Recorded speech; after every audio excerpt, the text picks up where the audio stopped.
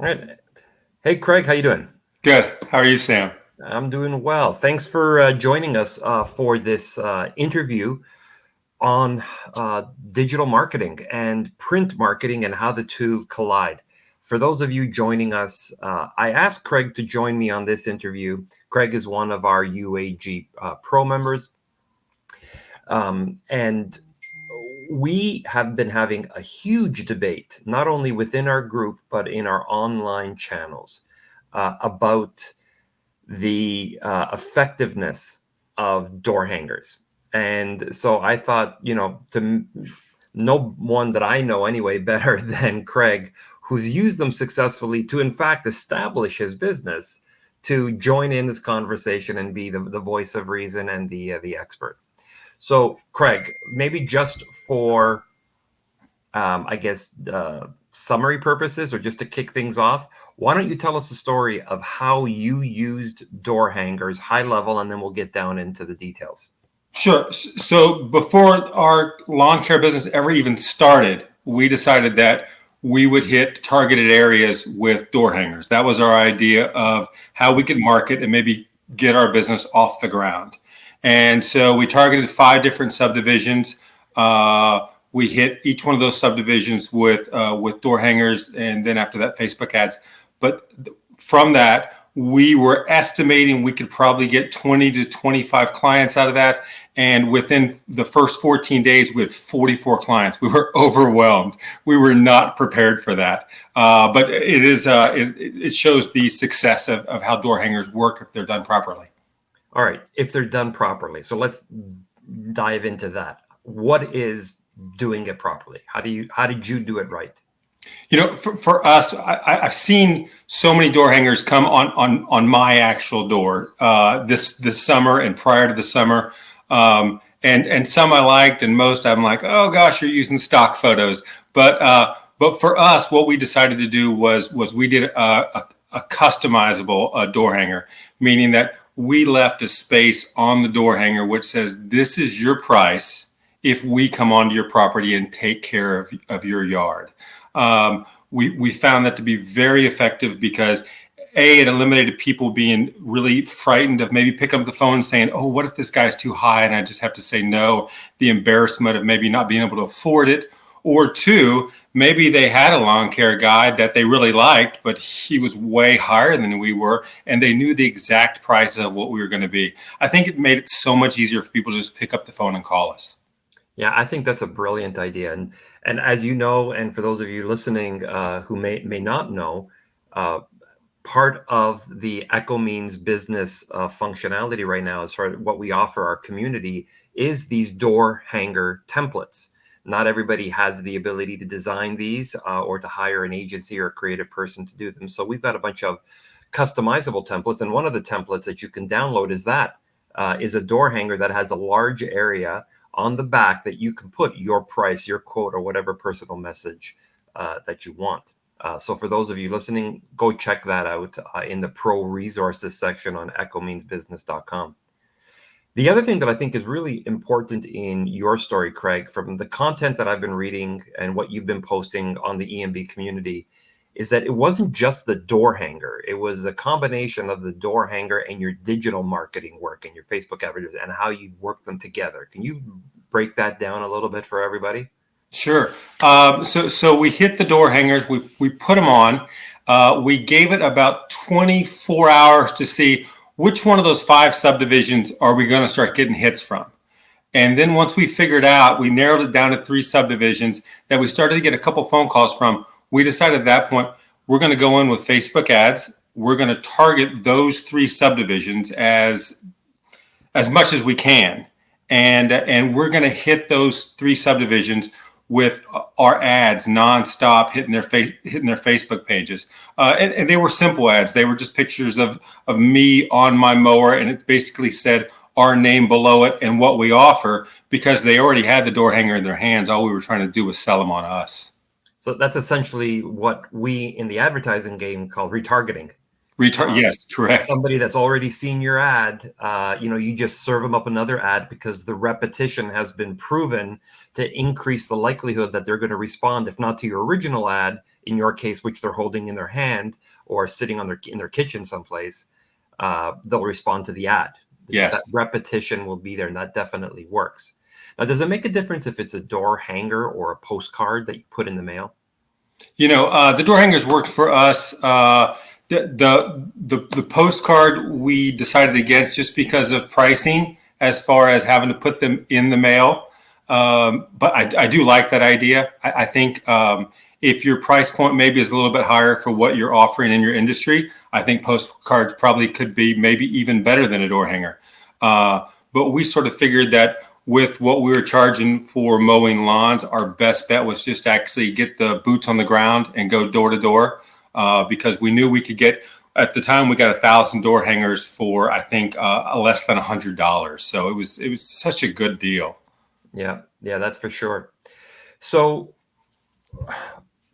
now you've built a business, and you using door hangers to start, supplementing it with some targeted Facebook ads, which are not all that difficult to do. So maybe before we move on, let's just touch on that point. A lot of people that I've spoken to in this industry that are not very digitally savvy, they think, oh, do I need to hire a marketer or a marketing agency to be able to do Facebook advertising? How easy is it to create an ad that targets a specific geography?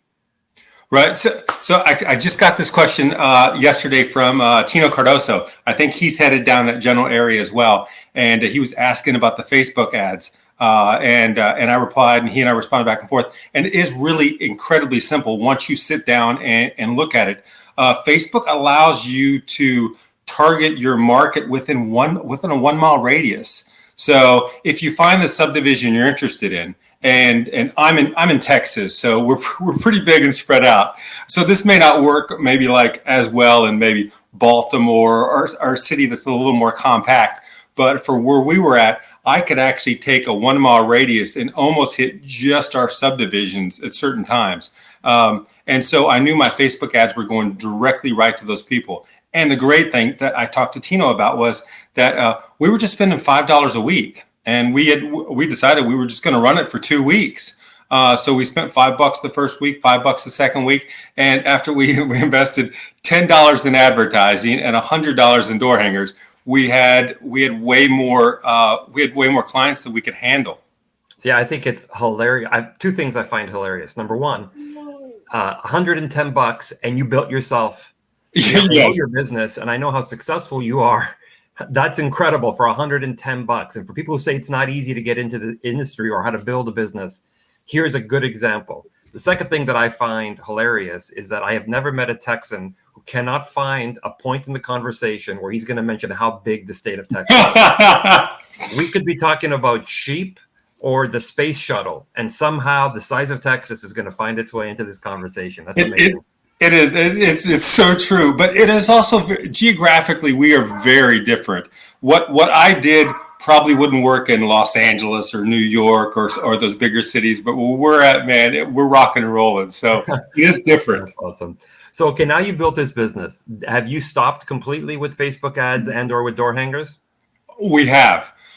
So we don't use them anymore just because we're established. We've got a full schedule. But anytime I see a new guy in town, I always tell them, man, you just put $100 in door hangers because you'll be amazed at what they do. So there is, I know as part of our community, there are a lot of people who are using door hangers and other type of leave behind material with existing clients. Because if you are looking to grow, now you're at a point where you feel that you can't grow anymore, or you just choose not to grow anymore. Right. But there are others who are looking for one of two things: either looking for referrals, or they're just looking to get more money from their existing clients. And I know that door hangers are used quite effectively by a lot of our members when they're left behind to offer additional services or to remind clients of what it is that you did. So for example, you were there and it was the time to do an aeration, or you had a particular weed control that was put down that week, right? So you leave a door hanger to indicate this is what we did today. And by the way, here's a tip. on how to keep your grass green that you can do on your own. Or, hey, fall's coming up, contact us for, whether you want to top up, add more mulch, or whether you want to talk to us about leaf removal, and that's coming up, or gutter cleaning. I've noticed that your gutters are being filled up. Would you like us to do it? Give us a call. Because a lot of customers are not home during the day when you're there cutting their grass or doing whatever service you're doing on that property. So can you talk a little bit about the importance of that communication using these types of things? Yeah, I think one step we've talked about in the fall when things slow down just a little bit is offering a door hanger that offers fertilization, gives them an option for a couple different packages. And our idea was, we throw a door hanger on that says it's a special fertilization. It's for clients only, and I like that part. I tell my clients all the time. We don't have time to jump out there, even though we do occasionally. But specials for clients only, so that they know, hey, they're part of our family. And then the other thing I think is always good is when you throw out a postcard or a door hanger, if you know they're your clients and you know they appreciate you, always make sure you ask them for a review on there. We do that all the time. If we're going to hand them something, say, hey, if you got an extra 90 seconds, if you could throw a quick review on Google or wherever it may be and give us a 5-star review, we sure would appreciate that. People love doing that for you. Yeah, I agree. And I think that's a great point. I think too often business owners forget that you can grow your revenue without actually growing your footprint. You don't necessarily need more lawns and more properties to grow your revenue. You can get a bigger share of wallet from your existing clients simply by making those recommendations. And even if you don't want to do that, why not use those leave behinds, as you said, to ask for a review?